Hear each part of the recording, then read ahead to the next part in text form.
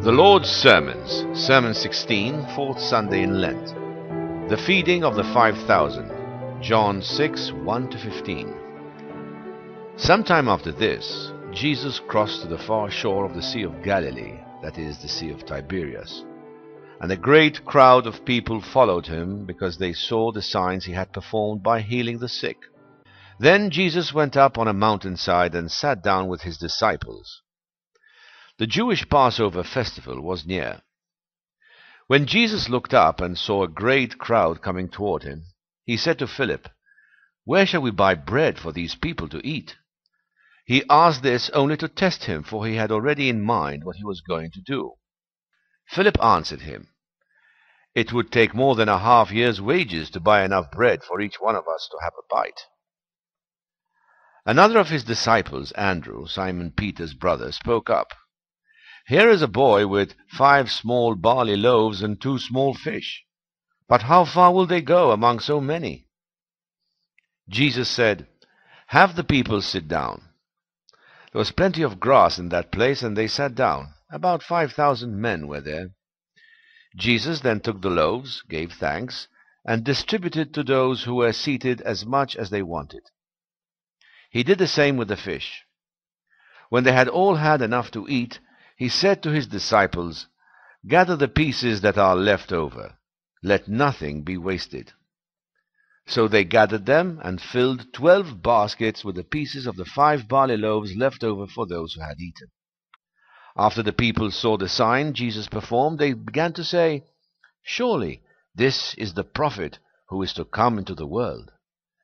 Jesus, knowing that they intended to come and make him king by force, withdrew again to a mountain by himself. February 17, 1872.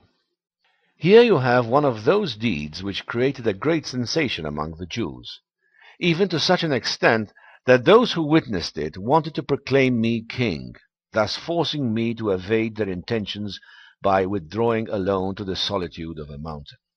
For me, the Lord and Creator, the act as such was not so great and important.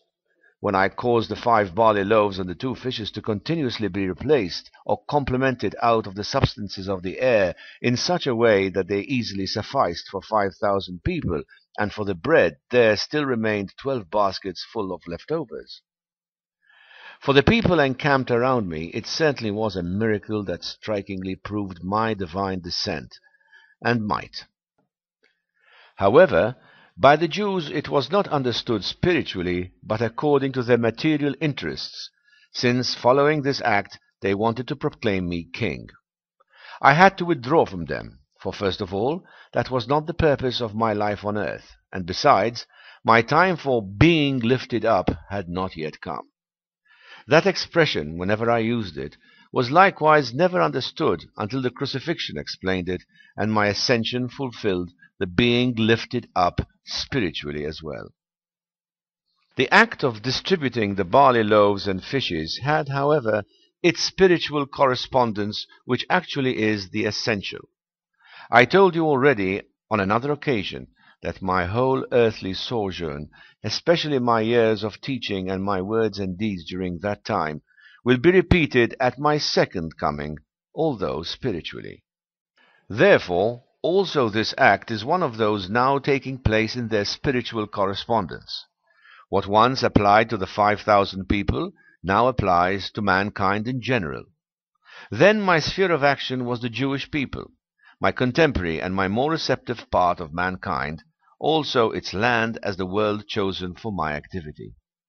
Now that my teaching has spread over the whole earth, although followed only by few whilst known to many, each act from those days must now be regarded in the greater spiritual sense when repeated, as I already mentioned to you earlier.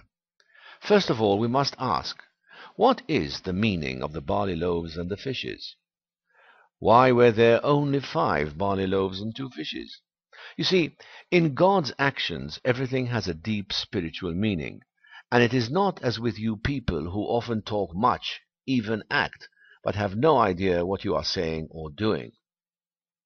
In order to answer the question as to what the barley loaves and the fishes represented, I must first point out to you from where the one and from where the other originated. The barley loaves come from the earth, made from corn that growing out of the darkness of the soil strives towards the higher consecration of the sunlight, thus causing that which it has drawn from the earth to ripen into fruit through light and warmth.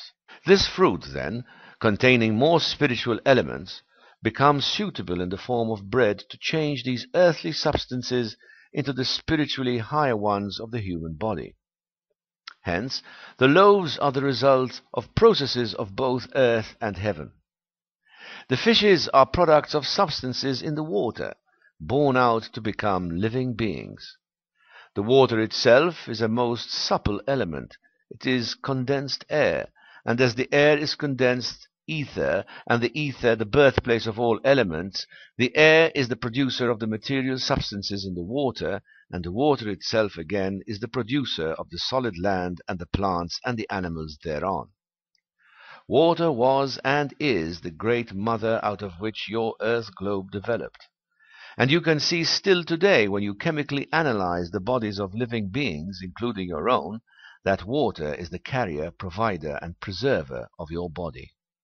What birds are in the air, fish are in the water. They are the birds in the condensed air. As the barley grain, struggling to work itself from the gross material level to a higher spiritual one, become fit to be absorbed by the human body as a substance of adjustment, the fish, likewise, is a component of the substances dissolved in the water, which, having formed into a solid material body, can be made suitable for assimilation with the components of the human body. But first its more solid parts must be separated from the parts of light through the warmth of air or fire, that is, the fish must be dried or cooked before it can be useful in the human organism, just as the grain or barley, after it has been ground, kneaded into dough, and through warmth freed of its watery parts, can serve humans as healthy nourishment. Having discussed the components of the bread and the fish, we shall now examine the numbers. Why were there just 5 loaves and 2 fishes? If you add up these items, you get the number 7, a number which is more or less present in all things, always constituting a factor with the number 3, which is needed in the creation, preservation, and transformation of everything if this is to progress to higher levels. The number 7, just as the 3, is one of my basic numbers which I represent within myself as God, Creator, and Lord. Behold, if you have a close look at the number 7, you will find that there are 3 numbers on one side, 3 on the other, and the 4th standing in the middle. This means that the divinity number 3 is contained twice in the number 7, arranged in such a way that the 4th number in the middle, combined with the 3 on each side, gives as a result the holy number 7, which expresses my spiritual self. Whilst in every created being the number 3 is essential as the principle of its existence, this number is twice present within the deity, with an addition in the center around which everything else is assembled. Created beings are capable of attaining the number 3 in its highest perfection, as do the angelic spirits, but the deity will always have twice this number and the forever inaccessible center which marks it as Lord of all created things. That you find the number 7 in so many things in creation has its explanation in the fact that these things, in which this number particularly stands out, are closest to the Creator of all that exists, and are pure emanations from Him.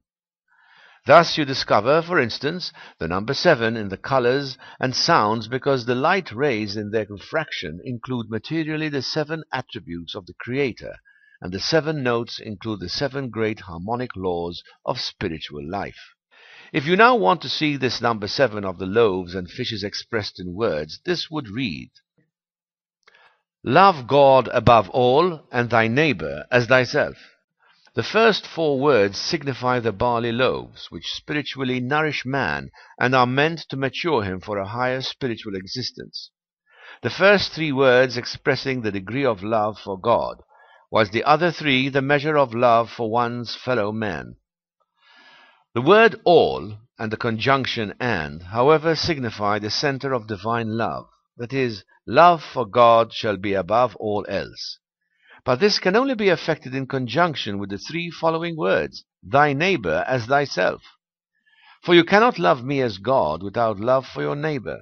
You cannot love me above all unless you love your fellow man as yourself. Hence, the three first words may be attained as well as the last three, but the one in the middle, all, together with the conjunction and, signify inaccessibility, although eternal progression is possible. For what is all, and where does the love for one's fellow man end? The all, as well as the greatest love for one's fellow man and the Father love, culminate in me. I alone am completely filled with this love and represent the all in its endlessness. And in my boundless forbearance and patience you see the love for the fellow man, the brotherly love and the father love in its supreme state of perfection united within me.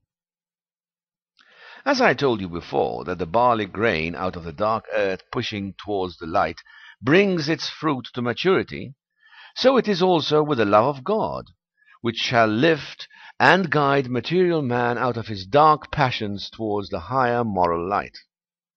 And as I explained to you that the fishes are the products of condensed air, therefore of a lighter element than the solid earth, thus the love of your fellow men shall express its similarity with the love of God by drawing you away from the firm material and open your hearts to more spiritual emotions, replacing your concern for yourselves. For only in the love of your fellow man can you show how you love God, and the never-to-be-attained all receives an approximate yardstick in the words, as thyself. Just as bread is made from crushed corn under the influence of water and warmth, so the love of God shall arise from the destruction of the material warmed by my teaching. And as fish is dried or cooked, so also the love for your fellow man, relinquishing all its subordinate selfish thoughts in the Son of eternal love, shall devote itself with great zeal to the welfare of the brother, and a person shall adopt the words for you and not for me as the sole yardstick for his actions. Already for quite some time the road has been open on which to follow the only laws I have given men to obey with these few words. The impulse to obey these two laws will keep growing, and the time will come when, filled with the meaning of these 7 words from heaven, all mankind will proclaim me king. However, then I shall not hide, as I once did, to evade the attentions of my children, but come to full glory and might to all who searched, struggled, and found me.